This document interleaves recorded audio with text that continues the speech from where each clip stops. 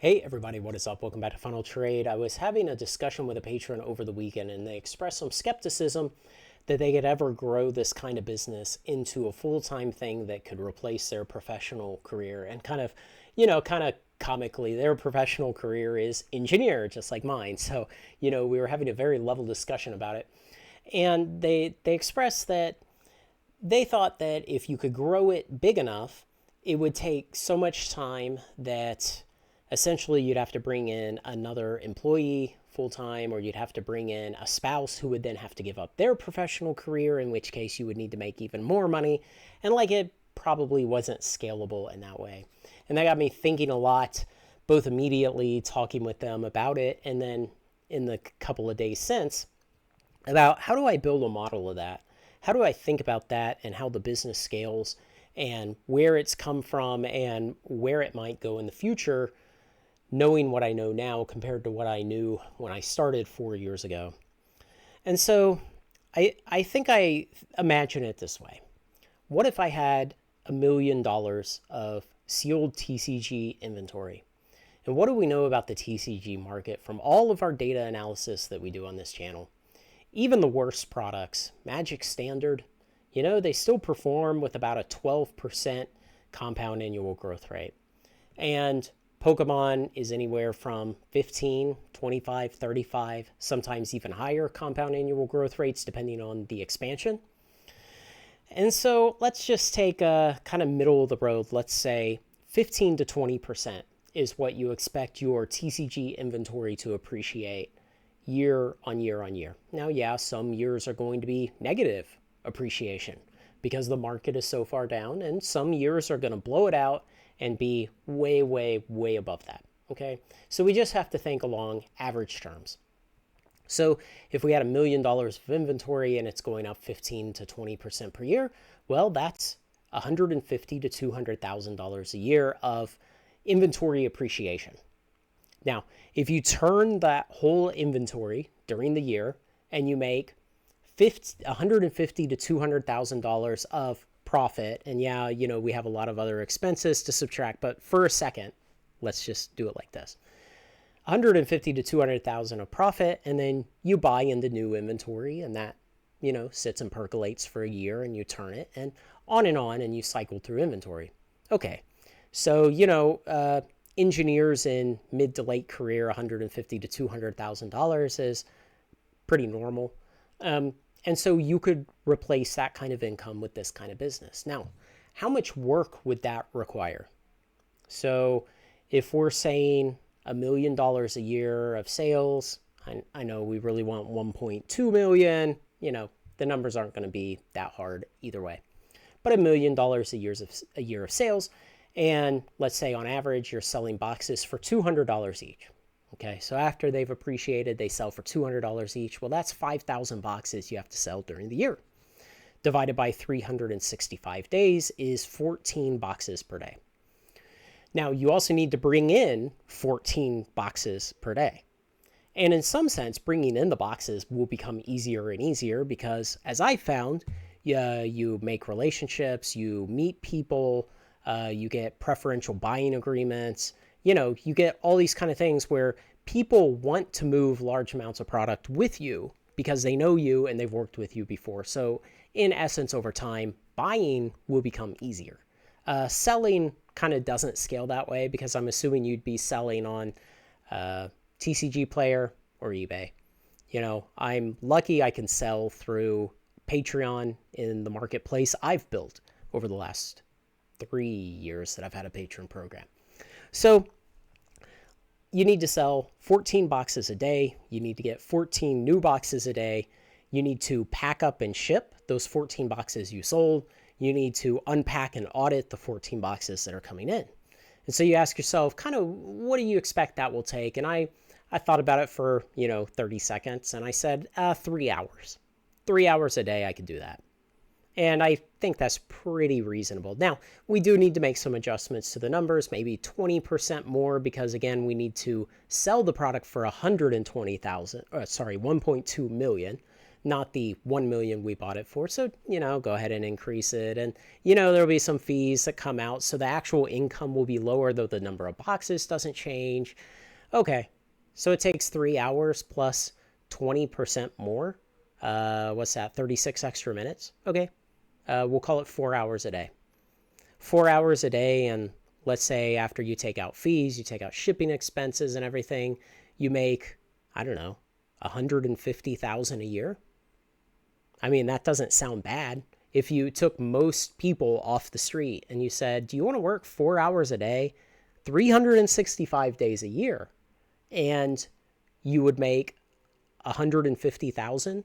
I think most people would say yes. I would say yes. I would say yes right now if someone offered me that. Or if my full-time employer said, Craig, you want to work half-time, but every day of the year, and we'll pay you 150K, I would say yes to that so fast, like my head would spin. Because you're talking about, what, a 1,500-hour work year instead of the normal 2,080-hour work year. Okay, now, how do you think about this going forward? Well, if you're working about 4 hours a day, 365 days a year on that model, and again, we've put some slop in the model because there's some uncertainty and there's some rounding and there's some unknowns. What if you scaled that business to double the size, where you had $2 million of inventory and you sold through all of it in a year, or, otherwise you cycle through it in a year. Maybe you hold some of it for multiple years and, it appreciates more before you sell it. So, you could sell half of it every year and hold it on average 2 years, so you're selling half of it each year, whatever.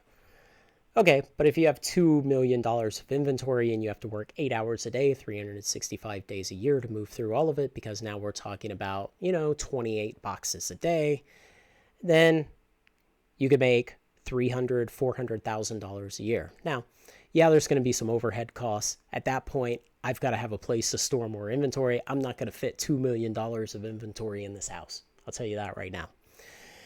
So you're going to have additional expenses that come online, and you're going to have all kinds of other problems. Mo money, mo problems. So you can scale this kind of business to large sizes. The problem is getting up to that initial, say, first $1 million of inventory. And, I'm at a fraction of that right now. But I've seen the proof that the business works. 4 years ago, this exact time of year in 2020, I was having the ideas for what would become Final Trade. And I would wait until the beginning of 2021 to start registering the business and spinning everything up, just so I would have no reporting liability in 2020. And so now, 4 years later, I have the Patron program running. I'm able to sell to patrons. I do less and less sealed business on TCG Player. I still sell singles on there when it's profitable. But I've proven out to myself that this business works, that the initial idea of the business that I had 4 years ago is implemented and it's running, and now it's a problem of scale. And so now it's a problem of, hey, would Santa Claus drop $1 million of inventory on my lap? No, so I'm going to have to build to that. And then I'll build to 2 million, 3 million, 4 million. But there's something that happens here, and it'll be useful if I express it through an analogy. They talk about with retirement savings and wealth generation in general, how, your first $100,000 that you accumulate in wealth during your life is the most difficult. And let's say you're accumulating in a 401k account, and the contribution limit in 2024 is $23,000 you can put into your 401k account from your paychecks. Now, your employers can contribute all that stuff. We won't worry about that. $23,000. So let's say you're graduating college today, or January 1st of 2024, and you got your first big boy job and a paycheck, and you started maxing out your 401k. And how long is it going to take you to hit your first $100,000 in your retirement account? Well, at the start, almost all of the increase in value of the account is coming from your weekly contributions from your paycheck.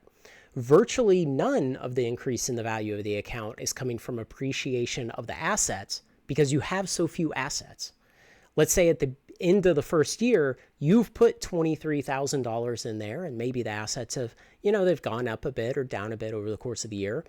But during the second year, if you just have kind of an average S&P 500 year, let's say it goes up 8%. That's what, $2,000? So you'll gain $2,000 in value during the second year into the account via asset appreciation, but you're going to gain another $23,000 into the account from your weekly contributions over the course of the second year. And so you see how that first $100,000 is going to take you 4 to 5 years. 5 years kind of worst case if the market is down over the whole period or flat over the whole period. And so all of the total the total amount is from contributions. There's no real asset increase over those 5 years. Or, you could have some really good years in there and it only takes 4 years for the 80-ish thousand that you put in to build to 100,000. So it could take 4 to 5 years to make your first 100,000 in your retirement accounts. What about when you're older? Let's say you have $1 million in your 401k account. How long does it take for you to gain your next $100,000? Well, you're still only putting $23,000 in there this year. So very little of that next 100,000 is coming from weekly contributions. And yet that $1 million, if we again have kind of an average S&P 500 return year, it's going to go up by 8%. So $80,000 of asset appreciation. So you would expect to make another $100,000 in total asset value in that account about every year, where that guy just starting out, it takes him 4 to 5 years to get his first 100,000. And so the same thing happens with this business, with Final Trade. I mean, I've taken money most months since I've started the business. I take money from my personal checking account and I put it into Final Trade and I use that to buy sealed product. And then eventually YouTube came online with kind of a pittance of ad revenue. And of course, Patreon came online and that gives me a nice amount every month. And then affiliate linking is actually, it's up and down all over the place. Some months it's almost nothing. Some months it's amazing, but it helps a lot. And so I built these various revenue streams, but I still take money out of my personal checking account every month and put it in the Final Trade because I'm still in that portion of the life cycle where I'm building the assets mostly from new contributions and less of the increase in asset value is coming from, say, churning through product, selling profitably, selling singles, and accumulation of value on existing assets.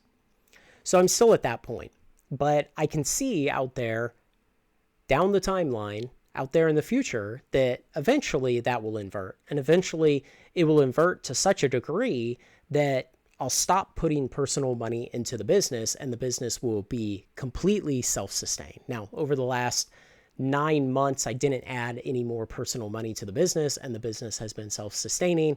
It's because I was sick and on disability and all these things. So I didn't have the extra money to put into it, but the business has thrived over the course of this year despite it.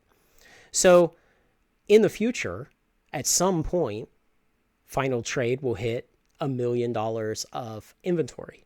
And at that point, my ability to quit my day job becomes much, much easier.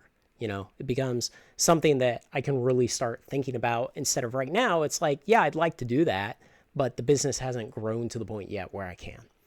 And so I definitely see a path to get there in the future. And I think anyone running this kind of business can get there. You will have greater or fewer challenges depending on how you do it.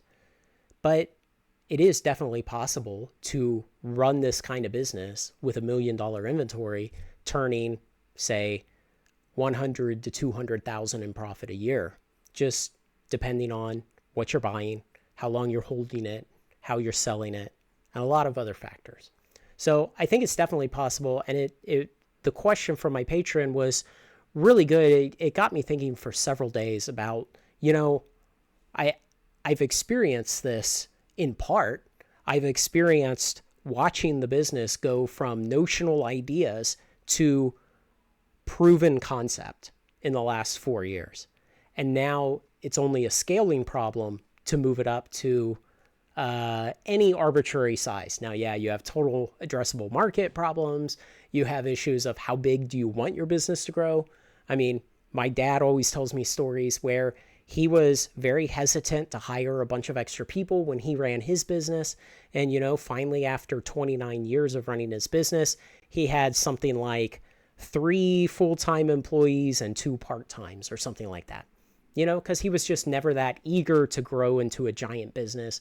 He enjoyed keeping it small where it was more controllable. And so, you can scale this kind of TCG business to, well, whatever size you're brave enough to do. So I think the possibilities are there, and I think it can definitely work out for someone. The problem is building that first $1 million of inventory. And not many people have the ability to just go out there and throw down $1 million and say, hey, I'm going to get into this game today. Here's $1 million and buy all the product and then work on avenues to sell it. But thankfully, I've learned so much in the last 4 years running this business that I don't feel like there's a ton left to learn. I feel like the things that I'm learning now are kind of niche things. It's like when I run a sealed sale, what are the kind of problems that I'll get into there? And when I scale the sealed sale to more often or bigger or higher values of what people can buy or things like that, there will be small problems along the way with that. But the biggest problems of how do I design this business? How do I structure it? What do I do? Those kind of things are solved for me at this point. And so I see this all as a scaling issue. Now, one last thing is if I do open a store at some time, God help me, that's going to be some unbelievable new problems that I have to learn to solve. So I definitely expect a big bump in difficulty there. But until then, I see final trade as a scaling problem. Keep building the inventory, keep selling to patrons, keep buying great products at a good price, and let the TCG expansion life cycle do its thing. So it's working great, and I'm happy to have you all here with me, especially my patrons. Man, it's great. Let me know what you think, everybody. Thanks to everyone who makes this content possible, especially my very generous supporters on Patreon. Like, comment, share, and subscribe, and join me on Final Trade.